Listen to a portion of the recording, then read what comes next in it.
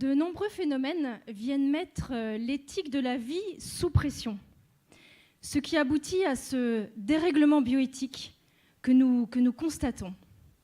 Je vous propose qu'on observe certaines de ces pressions, non pas tellement pour s'en désoler, mais pour y réfléchir et peut-être pour mesurer aussi la part qui peut-être en chacun de nous s'y soumet, ou la part qui se laisse peut-être bercer dans ce bouillon de culture dans lequel nous mijotons. J'aborderai quelques-unes de ces pressions avant de partager une boîte à outils de discernement. La première de ces pressions, c'est celle liée aux nouveaux modes de communication et d'information, qui sont vraiment des atouts de notre temps. Ils permettent de nous relier de manière planétaire et aussi de partager nos connaissances. Mais ces technologies, elles ne sont pas neutres. Elles impactent de manière positive et négative d'ailleurs nos comportements, la culture, les relations humaines et l'information elle-même. L'information qui aujourd'hui est continue, est illimitée, instantanée aussi, qui envahit notre quotidien. Et cette information qui finalement, on est comme poussé à la consommer, si bien que parfois on n'hésite plus à en fabriquer de toutes pièces. Et alors, qu'importe qu'elle soit vraie ou pas, puisque il est possible aujourd'hui de supprimer une publication aussi vite que nous l'avons publiée. Et au fond, je crois que certains comportements, certaines conduites sont même induits et n'existeraient pas si aucun écho ne pouvait leur être donné. Le scientifique chinois, qui il y a peu de temps a annoncé avoir fait naître des bébés génétiquement modifiés, il l'a annoncé sur YouTube à la veille d'un colloque international qui traitait de ce sujet. En France, il y a des personnes qui ont enfreint la loi, je pense par exemple à celles qui ont recours aux mères porteuses, qui en font une promotion publique sans être inquiétées le moins du monde. Ces deux exemples-là, ils nous parlent de ce fait accompli, une tactique vraiment fréquente en fait dans les sujets bioéthiques pour venir casser les digues bioéthiques. Et tout ce bruit, tout ce temps qui nous est volé, nous laisse finalement assez peu de temps pour notre liberté intérieure, pour discerner dans ce bouillon ce qui surnage peut-être de vrai, d'utile ou même juste d'important. Et ces informations, elles savent aussi habilement venir appuyer sur nos émotions. Deuxième pression. Dans Bébé sur mesure, le monde des meilleurs, je décrypte la manière dont cette folle FIV à 3 parents a pu être légalisée en Angleterre, malgré énormément de levées de boucliers, de médecins, de spécialistes, de pédiatres, etc. En fait, la principale raison, c'est que l'opinion a été manipulée. C'est par une instrumentalisation des émotions que ça a pu avoir lieu, des émotions comme l'empathie ou la peur. Au fond, la mobilisation des souffrances humaines sert souvent des projets politiques. Et il y a même des spécialistes qui ont établi que l'affect devient un marché. La promotion de la conservation des ovocytes, un sujet très actuel. L'un des carburants de ce marketing, si l'on peut dire, est la peur.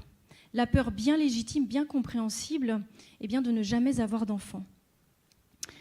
Dans un autre exemple, je vous montrerai des publicités qui sont parues pour inciter au don de gamètes. Vous voyez sur ces publicités les slogans qui utilisent des mots comme cadeau, comme c'est ma façon d'être solidaire ou encore quel donneur de bonheur êtes-vous. Vous voyez, ces slogans, ils viennent appuyer sur nos ressorts d'altruisme. Et l'un de ces slogans, il vient même aussi quelque part culpabiliser. Le slogan qui est destiné aux hommes et qui dit, en gros, qui dit « Vous avez des millions de spermatozoïdes, comment osez-vous les garder tous pour vous ?» Et au fond, tout ça, ça vient créer une confusion. Une confusion en particulier peut-être avec le don de sang. Les gamètes sont des cellules qui sont porteuses de vie. En cela, elles sont vraiment particulières. Mais elles ne sont pas vitales. Et au fond, si les dons sont rares, cela dit aussi quelque chose. Cela dit bien que ces dons, ce don de gamètes, ce n'est pas rien. Pour rester encore sur ce sujet, peut-être savez-vous qu'aujourd'hui, l'anonymat du don de gamètes, il est devenu intenable parce que les banques de données génétiques et puis ces kits d'analyse d'ADN qui sont en vente sur Internet, ils permettent aujourd'hui à des personnes qui sont nées de dons anonymes de retrouver leur géniteur. Au fond, ce que les banques de gamètes nous cachent, Google aujourd'hui peut nous le révéler. Le pathos, l'émotion, elles viennent appuyer sur des ficelles qui sont des bonnes et des belles ficelles du cœur humain. Notre capacité à s'émouvoir, notre sensibilité. Et heureusement que cette humanité est inscrite en nous. Mais vous voyez qu'elles viennent aussi appuyer sur d'autres ressorts, et en particulier cette capacité qu'ont les émotions de brouiller parfois notre discernement. Et elles sont particulièrement efficaces, ces ficelles, puisque elles laissent peu de place à la critique ou au débat. Troisième pression, la tyrannie du désir. Aujourd'hui, ce désir qui devient presque un critère éthique. Je désire ce quelque chose, et donc parce que je le désire, ce quelque chose devient juste ou bon.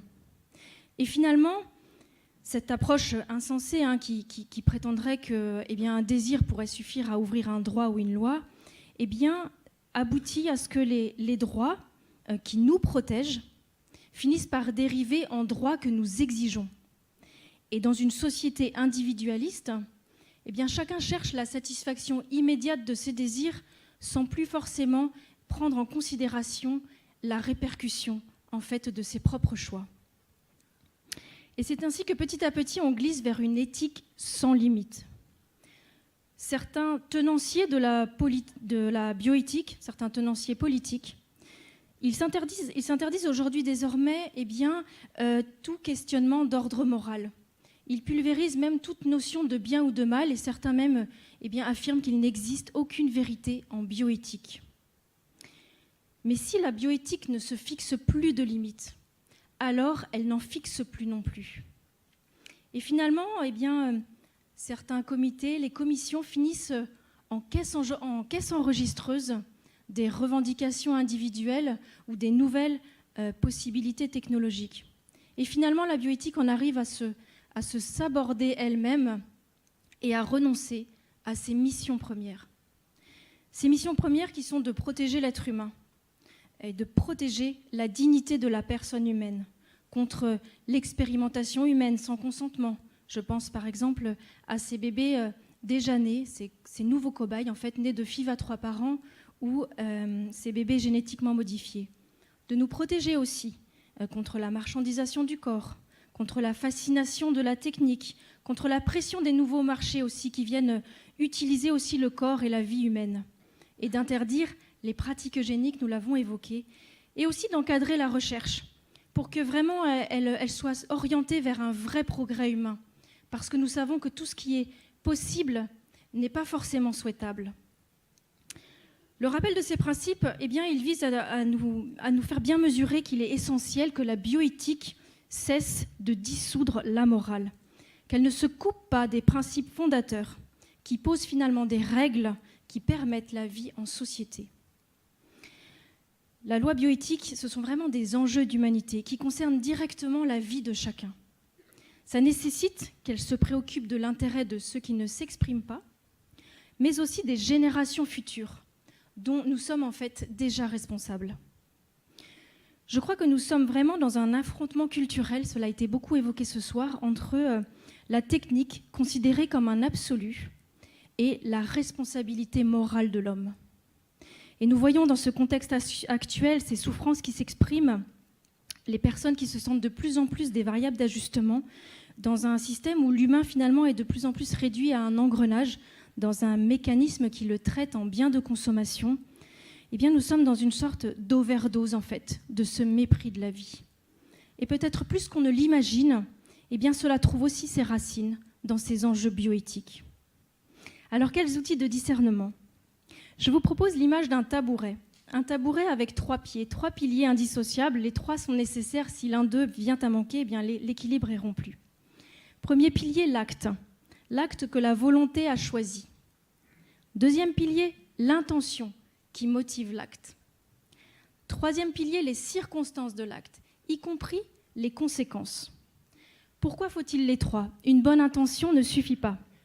Par exemple, si pour augmenter le nombre de greffes et soigner plus de personnes, eh bien je récupère des organes dans des circonstances qui ne respecteraient pas les personnes. Vous voyez bien que l'intention est bonne, mais que l'acte ne l'est plus. Au fond, la fin ne justifie pas les moyens.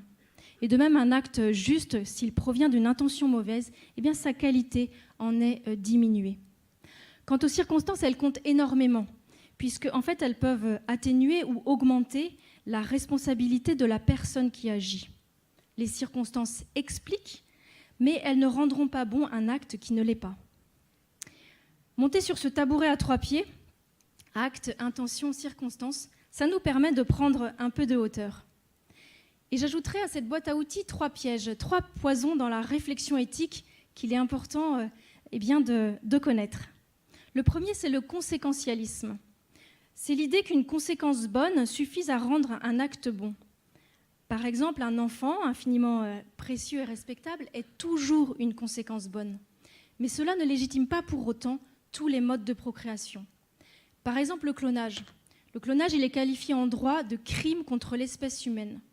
Ça démontre bien, s'il le fallait, qu'il y a des modes de procréation qui sont contraires à la dignité humaine et à l'intérêt de l'enfant ainsi conçu. Le deuxième piège, ce qui est légal n'est pas forcément moral. L'euthanasie ou la GPA sont légales dans un certain nombre de pays, mais ce n'est pas pour ça que ça devient subitement, magiquement, un acte juste. Troisième piège, l'utilitarisme, évoqué aussi par Tugdual d'Herville. C'est l'idée que le seul critère serait l'utilité. Un acte devient bon parce qu'il est utile. Tous ces pièges viennent réduire la pensée. Et en fait, nous savons que l'utilité ou la satisfaction de nos désirs ne suffisent pas à donner un sens à nos vies ou même à nous procurer de la joie. Notre cœur aspire vraiment à beaucoup plus grand que ça. En conclusion, je dirais que la vie est sous pression. Alors mettons cette pression sur ceux qui ont cette immense responsabilité d'écrire et de voter ces lois qui sont absolument décisives. Ces questions sont très complexes. Elles méritent vraiment un dialogue à la hauteur des enjeux, un dialogue interdisciplinaire et avec une vraie exigence de recherche de la vérité. Une vérité qui, bien sûr, dépasse chacun de nous.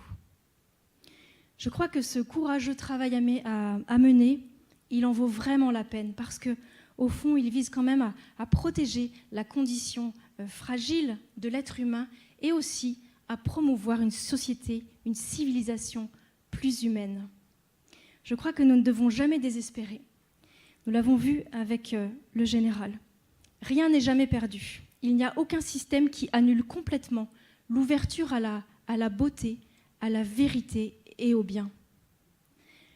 La vie est vraiment sous pression. Et je crois que ce murmure qui monte de nos consciences, il nous prouve que la vie compte vraiment pour nous et que, également, la vie compte sur nous. Je vous remercie.